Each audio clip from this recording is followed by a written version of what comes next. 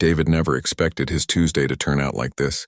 One minute he was sitting in the back of his black luxury car, reviewing quarterly reports on his tablet, and the next minute he was standing on the side of a lonely highway watching steam pour out from under the hood. "I'm really sorry." "Sir?" his driver Tom said, wiping grease off his hands with an old rag. "The engine just overheated. There's a repair shop about 2 miles down the road, but it's going to take at least 3 hours to fix this." David looked at his expensive watch. 3 hours meant missing his important meeting with investors in the next city. He pulled out his phone to call his assistant, but there was barely any signal. The middle of nowhere wasn't exactly known for great cell phone coverage. "Is there anywhere I can wait that has Wi-Fi?" David asked, looking around at the empty fields and old farmhouses scattered in the distance. Tom pointed down the road. "There's a little diner about half a mile that way. Looked like it was open when we passed it. Not fancy, but it should have what you need." David had never eaten at a roadside diner in his life. His meals usually came from 5-star restaurants or were catered to his office. But today was different. He grabbed his briefcase and started walking. The diner was exactly what you'd picture when someone says small-town diner. The paint was fading. The sign read Rosie's Diner in red letters that had seen better days, and there were only about 8 parking spots in front. A bell jingled when David pushed open the glass door. Inside, the smell of coffee and fried food filled the air. The floor was clean but worn, and the red vinyl booths had been patched with tape in a few places. An older man sat at the counter reading a newspaper, and a young couple shared a piece of pie in one of the corner booths.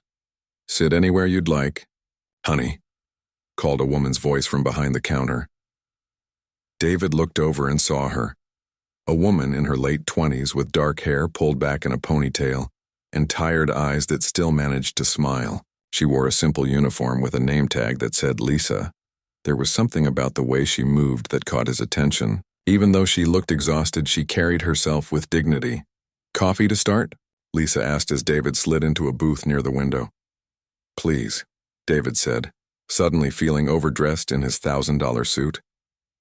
As Lisa poured his coffee, David noticed her hands. They were the hands of someone who worked hard, a little rough with a small bandage on one finger. But they were steady and sure as she filled his cup. "What brings you to our little town?" Lisa asked, setting down the coffee pot. "Car trouble," David replied. "My driver's getting it fixed down the road." "Oh, you must mean Tony's garage. He's good, but he takes his time. You'll be here a while." Lisa smiled. "Good thing our coffee's not too bad." That's when David first noticed the little girl in the corner booth. She looked about 7 years old, with the same dark hair as Lisa. Wearing a school uniform that had been washed so many times the blue was starting to fade, the child sat quietly, and David watched as she carefully broke off small pieces from what looked like day-old bread, making each bite last. "I'll have whatever you recommend," David told Lisa when she came back with a menu.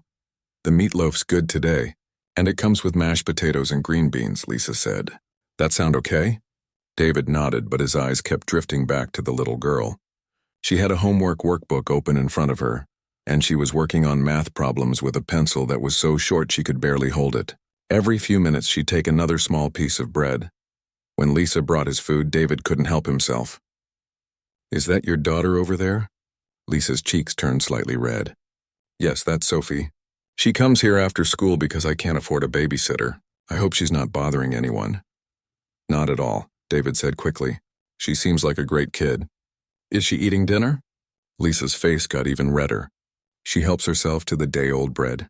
The owner said it's okay since we just throw it away anyway. Sophie knows not to ask for a real meal unless I can afford it." David felt something tighten in his chest.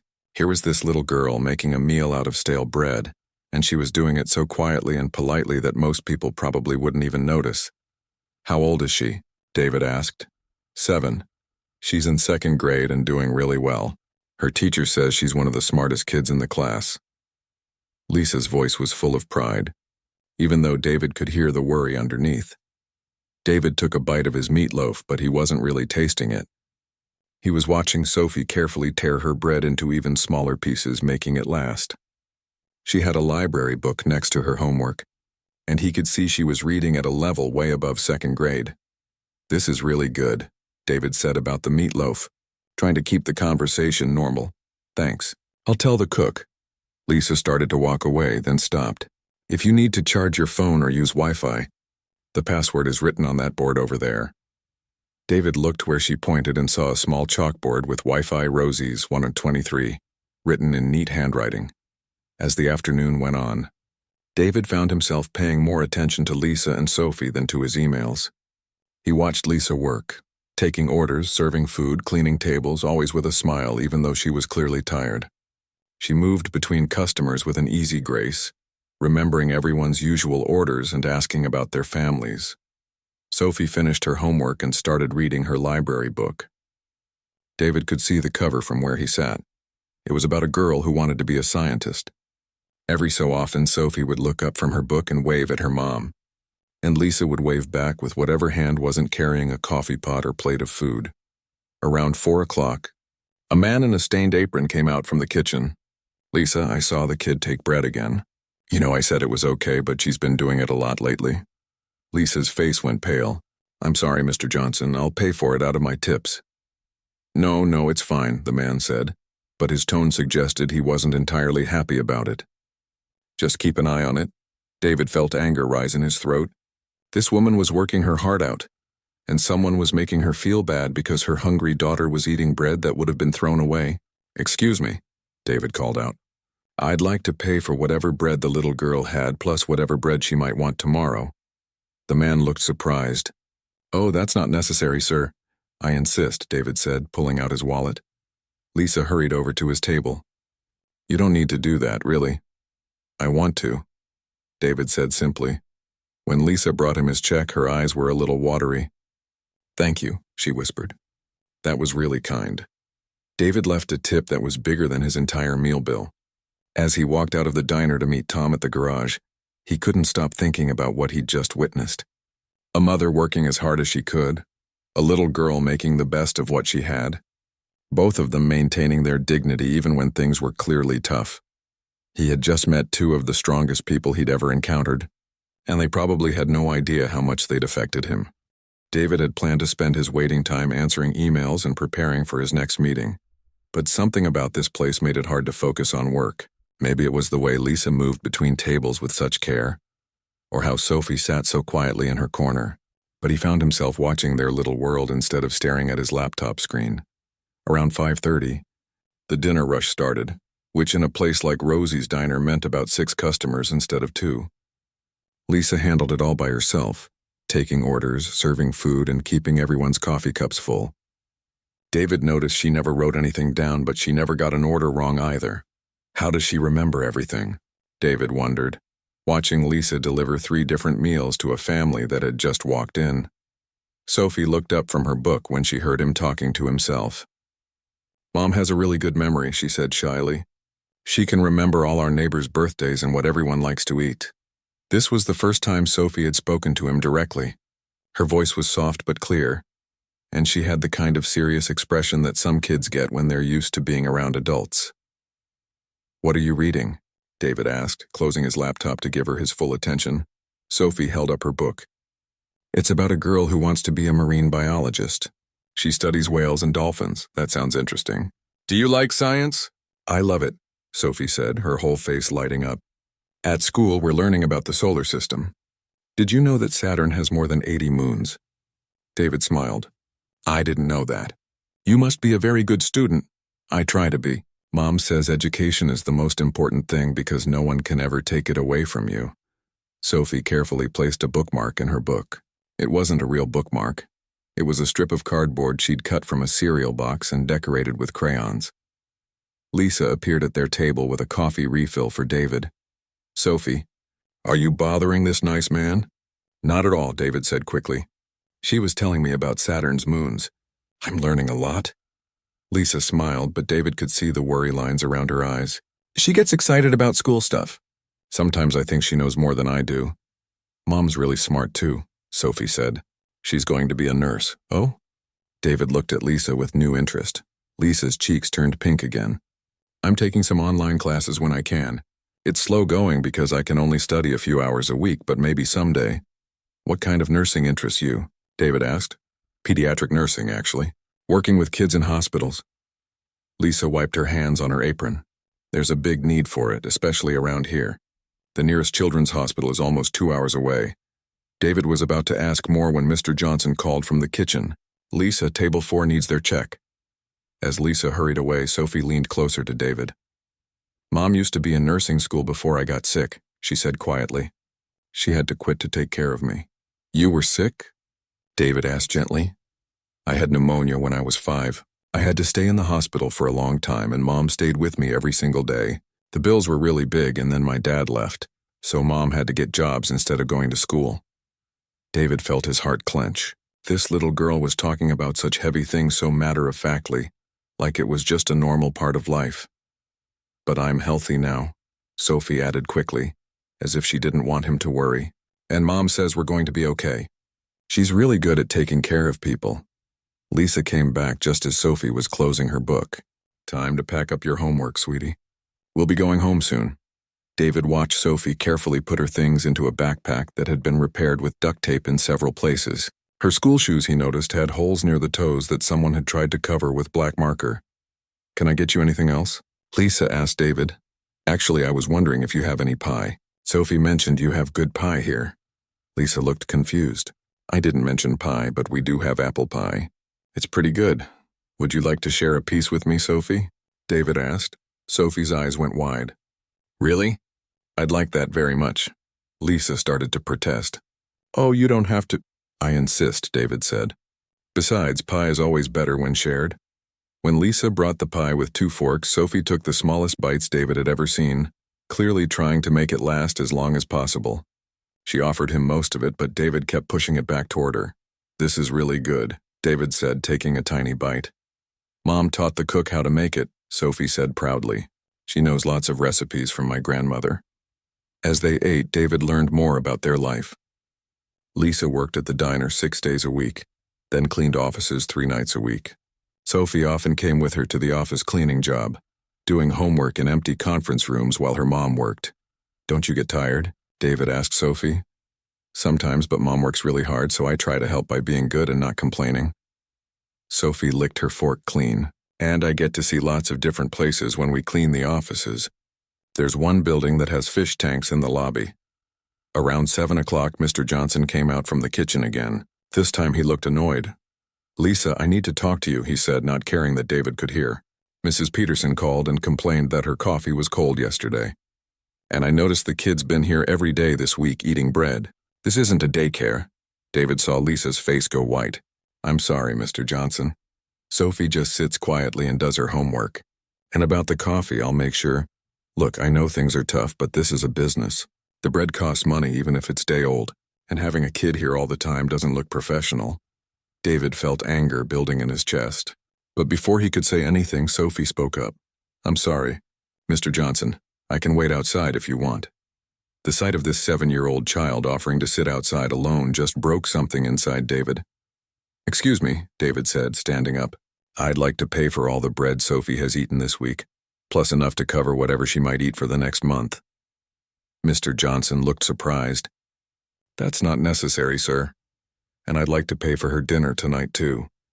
What would you recommend? David, you really don't need to. Lisa started. I want to, David said firmly. In fact, Sophie, what would you like for dinner? Sophie looked between her mom and David with wide eyes. Could I have the grilled cheese sandwich with tomato soup? 1 grilled cheese and tomato soup coming up, Mr. Johnson said, suddenly much friendlier. As they waited for Sophie's dinner, David watched Lisa try not to cry. She kept thanking him, but he could see she was embarrassed too. You don't need to feel bad about accepting help, David told her quietly. Anyone can see you're doing everything you can for your daughter. It's just hard sometimes, Lisa whispered. I want to give her everything, but you're giving her the most important things, David said. Love, values, and a strong example. Trust me, she sees how hard you work. When Sophie's dinner came, she ate it slowly and carefully, savoring every bite. She offered to share with David again, but he was full from the pie. David's phone finally buzzed with a text from Tom. The car was ready, but as he looked around the diner at Lisa cleaning tables and Sophie finishing her soup, David realized he didn't want to leave. These two had shown him something he'd forgotten existed, genuine kindness and resilience in the face of real hardship. He had no idea yet how much his life was about to change because of them. The luxury hotel room felt different somehow when David walked in that evening. The marble bathroom, the king-sized bed with Egyptian cotton sheets, the view of the city skyline. Everything that usually made him feel successful now felt almost overwhelming. He kept thinking about Sophie's patched backpack and Lisa's tired eyes. David loosened his tie and sat down at the mahogany desk, intending to catch up on the work he'd missed during his unexpected stop at Rosie's diner. But instead of opening his laptop to review quarterly reports, he found himself staring out the window at the lights below, thinking about a 7-year-old girl who knew more about Saturn's moons than most adults. He pulled out his phone and called his assistant. "Jennifer, I need you to cancel my morning meetings. Something came up." "Everything okay, Mr. Richardson?" Jennifer asked. She'd worked for David for 5 years and had never heard him cancel meetings without a serious reason. "Everything's fine. I just need some time to research something. I'll call you tomorrow." After hanging up, David opened his laptop. But instead of checking his company's stock price or reviewing merger documents, he typed Millbrook County economic conditions into the search bar. That was the county where Rosie's diner sat, and what he found made his heart sink. The area had been hit hard over the past decade.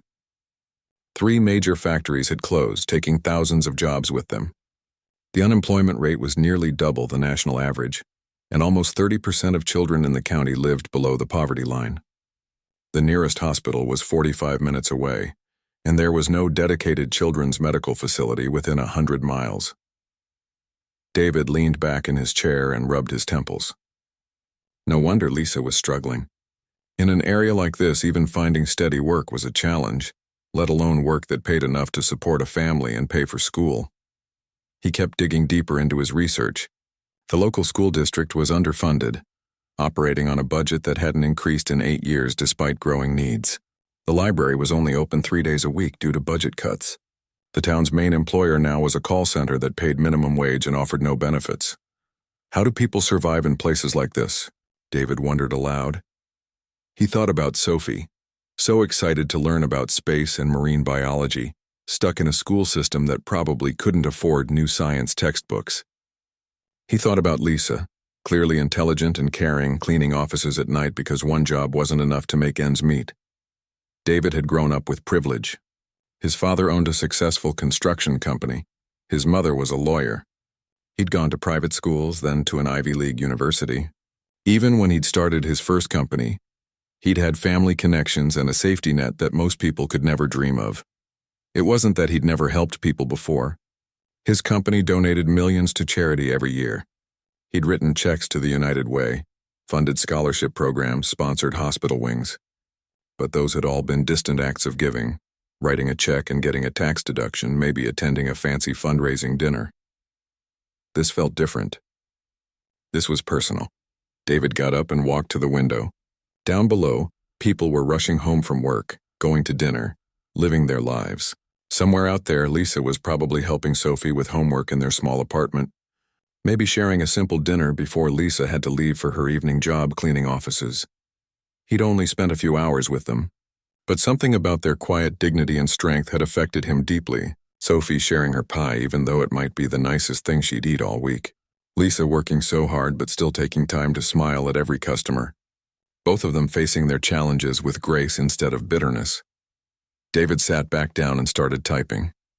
He pulled up information about nursing programs, looking for schools that offered good pediatric nursing specializations. He researched online learning options, childcare costs, living expenses. The numbers were staggering when he really looked at them from the perspective of someone making minimum wage. Then he started researching something bigger. What would it take to bring medical services to a community like Millbrook County? How much would it cost to build a clinic? What kind of staff would they need? Could a place like that be successful? The more he researched, the more excited he became. Not just about helping Lisa and Sophie, but about the possibility of helping an entire community. He'd built his fortune creating software that helped businesses run more efficiently. What if he could use that same strategic thinking to create something that would help people instead of just making money? By midnight, David had filled pages of notes. He'd found a nursing program at the state university that would be perfect for Lisa. They even offered some classes online so she could study while still working. The program took 2 years full-time, but they had excellent job placement rates, especially for pediatric nursing. He'd also found information about rural health initiatives and federal grants that could help fund community clinics. The more he dug into it, the more he realized this wasn't just a crazy idea. It was actually something that could work. David called the hotel's business center and had them print out everything he'd found. He spread the papers across his bed and started making connections, drawing lines between different pieces of information. His business mind was fully engaged now, but instead of working on profit margins and market share, he was working on something completely different. Around 2 in the morning, David realized he had the beginning of a real plan. Not just a plan to help Lisa pay for nursing school, but a comprehensive approach that could transform her life, Sophie's future, and maybe even their entire community. He thought about Sophie's dream of becoming a marine biologist. With the right education and opportunities, there was no reason she couldn't achieve that dream. But first, she needed to grow up in a place where dreams seemed possible, where her mother wasn't constantly worried about money, where smart kids like her had access to good schools and programs that challenged them. David picked up his phone and almost called his lawyer, then realized it was the middle of the night. This would have to wait until morning, but he was too excited to sleep. He kept thinking about the conversation he'd had with Sophie about Saturn's moons. Her eyes had lit up when she talked about science, the same way his eyes used to light up when he talked about building companies. What if there were other kids in that area who loved learning, but didn't have access to good educational opportunities? What if there were other single mothers working multiple jobs just to survive? The more David thought about it, the more he realized this wasn't really about charity at all. This was about investment, investing in people and communities in a way that could actually create lasting change. He'd spent his career building businesses that created value for shareholders. Now he was thinking about building something that created value for people who desperately needed it. The same skills, the same strategic thinking, but pointed in a completely different direction. As the sun started to rise outside his hotel room window, David was still awake, still planning. He'd filled an entire notepad with ideas and numbers and possibilities. For the first time in years, he wasn't thinking about quarterly earnings or market competition. He was thinking about a little girl who shared her pie with strangers, and a woman who never gave up on her dreams, even when life made them seem impossible. And he was thinking about how he could help make those dreams come true. David had barely slept, but he felt more awake than he had in years. At 8 in the morning, he called his lawyer, his accountant and his assistant setting wheels in motion for something he'd never done before. By 10 o'clock, he was driving back toward Millbrook County in a simple rental car instead of his usual luxury vehicle. His hands were actually shaking as he pulled into the parking lot of Rosie's Diner. Through the window, he could see Lisa wiping down tables getting ready for the lunch rush. Sophie wasn't there yet. She'd be in school for another few hours. The bell jingled as David walked in and Lisa looked up with surprise. "Well, hello again," she said with a genuine smile. "Car trouble again?" "Not this time," David said, sliding into the same booth where he'd sat the day before. "I actually came back to see you." Lisa poured him coffee without being asked, just like she had yesterday. "That's sweet of you. You didn't have to do that." "Actually, I did," David said, his heart pounding. "Lisa, could you sit down for a minute? I need to talk to you about something important." Lisa glanced around the empty diner, then looked at him with concern. "Is everything okay? Did I do something wrong yesterday?" "No, nothing like that. Please just sit for a minute." Lisa slid into the booth across from him, her hands folded nervously in her lap. "You're making me worried here." David took a deep breath. He'd practiced this conversation in his head 100 times during the drive, but now that he was here, all his rehearsed words seemed to disappear. "Lisa, yesterday when I was here, you and Sophie made a big impression on me. I couldn't stop thinking about your family." "That's nice of you to say," Lisa said quietly, "but we're doing okay. We don't need charity or anything like that." "I know you don't need charity," David said quickly. "That's not what this is about. But before I explain, I need to tell you something about myself. My name is David Richardson. I own Richardson Technologies." Lisa's face went blank for a moment. Even in a small town like this, people had heard of Richardson Technologies. It was one of the biggest software companies in the country. "I'm sorry, what?" Lisa said, her voice barely above a whisper. I know it's hard to believe. Yesterday my car broke down and I ended up here completely by accident. But meeting you and Sophie changed something for me. Lisa was staring at him like he was speaking a foreign language. You're telling me you're actually, I'm a billionaire, yes. But more importantly, I'm someone who spent yesterday evening thinking about a little girl who knows about Saturn's moons, and a mother who never gave up on her dream of becoming a nurse. Lisa stood up abruptly. I think you should probably go. Lisa, please. Just hear me out. Look, I don't know what kind of game this is, but my daughter and I don't need some rich guy feeling sorry for us. We're not a charity case. David could see the pride and defensiveness in her eyes, and he realized he was handling this all wrong. You're absolutely right. You're not a charity case. But what if I told you this isn't about charity at all? What if I told you I want to make you a business proposition? Lisa stopped moving toward the door. What kind of business proposition? Sit back down and I'll explain everything. Lisa hesitated, then slowly returned to the booth. Fine, but if this is some kind of joke? It's not a joke. Lisa, you told me yesterday that you want to be a pediatric nurse. You also told me that the nearest children's hospital is 2 hours away from here. That's right. What if I told you I want to help you become that nurse? And then I want to hire you to work at a brand new children's medical clinic right here in this town? Lisa blinked. What? David pulled out a folder he'd been carrying. I spent all night researching pediatric nursing programs, federal health grants, and rural medical initiatives. I have a proposal for you. I don't understand what's happening here, Lisa said, but she didn't get up again. Here's what I'm thinking, David said, opening the folder. The University of Chicago has an excellent nursing program with a pediatric specialization. It takes 2 years if you go full-time. I want to pay for your entire education, tuition, books, living expenses, everything. Lisa's mouth opened, but no words came out. While you're in school, Sophie would have access to excellent childcare and educational programs. I've already found several options near the university that specialize in gifted children. This is insane, Lisa whispered. When you graduate, I want to offer you a job as the head pediatric nurse at a new community health clinic that I'm going to build right here in Millbrook County. The salary would be competitive with any major hospital, plus full benefits and a housing allowance. Lisa was shaking her head. This can't be real. People don't just... This doesn't happen. It's happening, David said gently. But there's more. More? I want to set up an education trust fund for Sophie. It would cover her schooling all the way through college, plus any special programs or opportunities she might want to pursue. If she wants to study marine biology and work with whales like that girl in her book, she should be able to do that. Lisa put her hands over her face. Stop, just stop talking. David waited quietly while Lisa processed what he'd said. When she finally looked up, there were tears in her eyes. Why? She asked. Why would you do this for strangers? Because yesterday I watched a 7-year-old girl share her pie with me, even though it might have been the nicest thing she'd eat all week. I watched a mother work harder than anyone I've ever seen, while still finding time to encourage her daughter's dreams. You two reminded me that there are things more important than making money. But this is so much money, more than I could make in my entire life.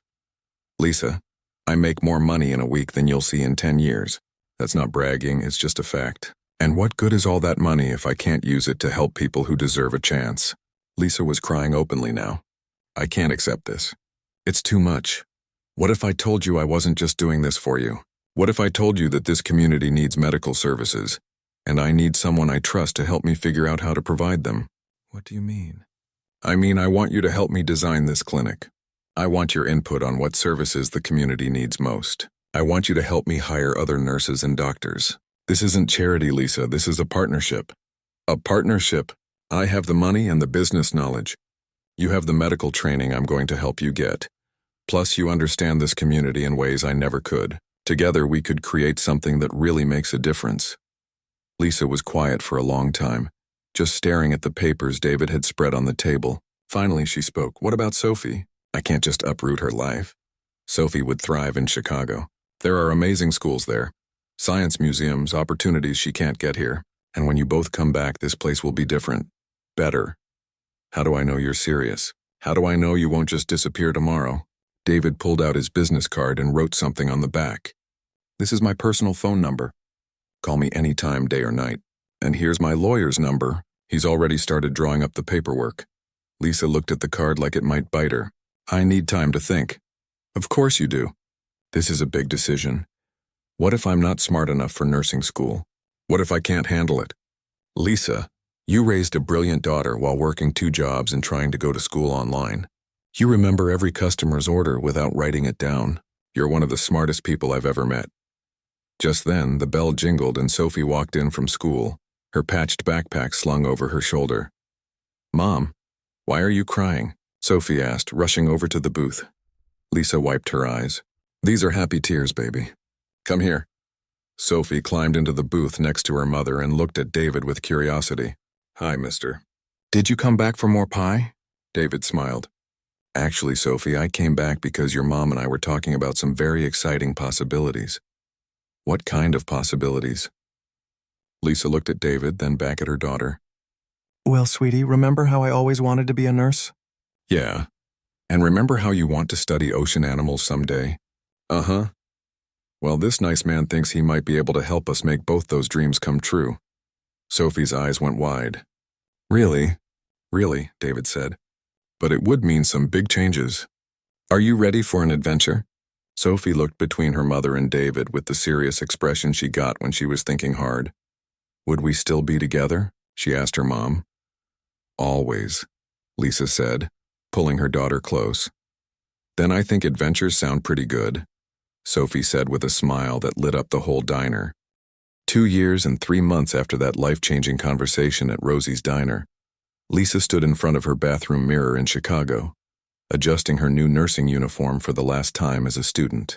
Tomorrow was graduation day and she could hardly believe how much had changed since that afternoon when a stranger walked into their small-town world.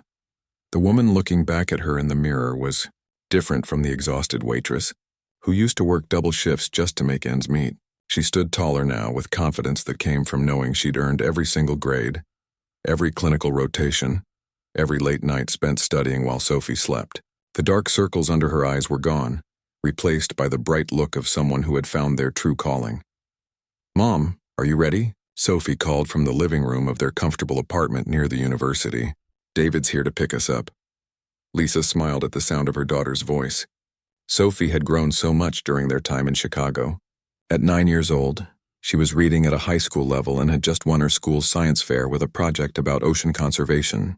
The shy little girl who used to eat day-old bread in the corner of a diner had blossomed into a confident young person who asked questions about everything and wasn't afraid to share her ideas. David had kept every promise he'd made that day, but more than that, he'd become like family to them. He visited at least once a month, always bringing books for Sophie and encouragement for Lisa. He'd been there for Lisa's first nursing school exam, Sophie's first day at her new school, and every milestone in between. Coming, Lisa called back, taking one last look at herself in the mirror. Tomorrow she would officially become a registered nurse with a specialization in pediatric care. Next week they would be moving back to Millbrook County, where the Richardson Community Health Center was waiting for its first head pediatric nurse. The health center was David's dream made real. Over the past 2 years, he'd worked with local officials, federal grant programs, and healthcare organizations to build something the community had never imagined possible. The building itself was beautiful, modern and welcoming, with bright colors and large windows, designed specifically to make children feel comfortable instead of scared. But it wasn't just the building that was impressive. David had recruited an amazing team of doctors, nurses, and support staff. The center would provide everything from routine checkups to emergency care, with special programs for children with chronic illnesses. They'd even arranged for specialists from the children's hospital in the big city to visit regularly. Ready for the big day tomorrow? David asked as they drove toward Sophie's school for her end-of-year presentation. I'm nervous, Lisa admitted. It still doesn't feel real sometimes. You've earned every bit of this, David said firmly. Your professors tell me you're one of the best students they've ever had. Sophie bounced in the back seat. Mom helped 3 different classmates pass their hardest exam last month. She's like a teacher now, too. Lisa blushed. It was true that other students often came to her for help, but she hadn't realized Sophie had noticed. I just remember what it's like to struggle, she said. When people helped me, it made all the difference. At Sophie's school, they sat in the auditorium watching 9-year-olds present their research projects. When Sophie's turn came, she walked confidently to the front of the room and began talking about plastic pollution in the oceans. Every year, millions of tons of plastic waste end up in our oceans, Sophie explained, pointing to charts she'd made herself. This hurts marine animals like whales, dolphins, and sea turtles. But there are things we can do to help. Lisa watched her daughter with amazement. This was the same child who used to sit quietly in the corner, afraid to ask for anything. Now Sophie was standing in front of adults and other children, speaking with passion about something she cared deeply about.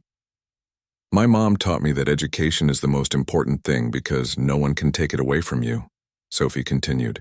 But I think the second most important thing is using what you learn to help others. That's what my mom does, and that's what I want to do too. David wiped his eyes during Sophie's presentation.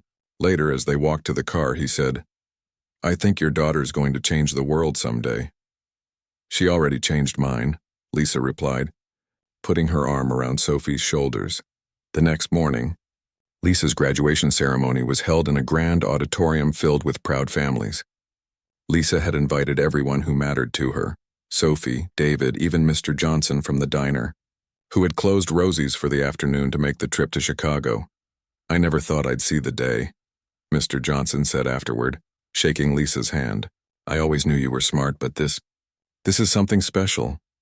Lisa had also invited her nursing school study group, 5 other women who had become her closest friends over the past 2 years. They'd supported each other through every challenge, and 3 of them had already accepted positions at hospitals in underserved communities, inspired by Lisa's story and David's example. 2 weeks later, Lisa was back in Millbrook County for the grand opening of the Richardson Community Health Center. The entire town seemed to have turned out for the celebration. There were families with children, elderly couples, teenagers, and everyone in between. The mayor gave a speech about how the health center would transform their community. David spoke about the importance of investing in people and places that had been overlooked. But the moment that brought tears to everyone's eyes was when Lisa stepped up to the microphone. 3 years ago, I was a waitress working 2 jobs just trying to survive, she began. I had dreams of becoming a nurse, but they felt impossible. Today, I'm standing here as the head pediatric nurse of this beautiful facility, and my daughter is thriving in ways I never imagined possible. She paused and looked out at the crowd, seeing faces she'd known her whole life. But this isn't just my story. This is a story about what happens when someone sees potential in others and decides to invest in it. David didn't just change my life and Sophie's life. He showed all of us what's possible when we refuse to give up on each other. After the ceremony, families began touring the health center. Lisa watched children run excitedly through the pediatric wing, their parents' faces full of relief that quality health care was finally available close to home. The center would serve not just Millbrook County, but 3 surrounding counties as well. Sophie had set up a small display in the children's waiting area, a collection of books about ocean animals and environmental conservation. She'd started a program where kids could check out books while they waited for appointments, and she read to younger children during their visits. "Look at this," Sophie said, showing David and Lisa a thank you card from a 5-year-old patient. The drawing showed stick figures holding hands around a building labeled, "The Place That Makes Kids Feel Better." 6 months after the health center opened, Lisa realized they were serving over 200 children each month. Some families drove hours to bring their kids to the center because they'd heard about the quality of care and the way the staff treated both children and parents with respect and kindness. David visited regularly, not as a wealthy benefactor checking on his investment, but as someone who had become genuinely invested in the community's success. He'd started a scholarship program for local high school students interested in healthcare careers, and he was already talking with Lisa about expanding the center's services. One evening, as Lisa was finishing her shift, she found David sitting in the waiting room reading with a little boy whose mother was meeting with the doctor. "You know," Lisa said, sitting down beside them, "I think you got more out of this than Sophie and I did." David looked up from the picture book. "What do you mean?" "You found your purpose too," Lisa said simply. "Before you met us, you were just making money. Now you're making a difference," David smiled. "I think a 7-year-old girl taught me that sharing is more important than keeping everything for yourself." "Speaking of Sophie, she has something for you," Lisa said. Sophie appeared from around the corner, carrying a wrapped package. "I finished it last night," she said proudly. David unwrapped the gift carefully. Inside was a handmade book titled The Day Everything Changed, written and illustrated by Sophie. The story was about a little girl and her mother who met a kind stranger, and how one act of generosity created ripples that spread throughout an entire community. On the last page, Sophie had written, "Sometimes the best gifts aren't things you can buy. Sometimes the best gifts are chances to become who you're meant to be." David hugged the book to his chest, then hugged Sophie and Lisa. "Thank you," he said quietly. "Thank you for showing me what really matters." As they stood there in the health center that had grown from a chance encounter and a shared piece of pie, Lisa realized that David was right.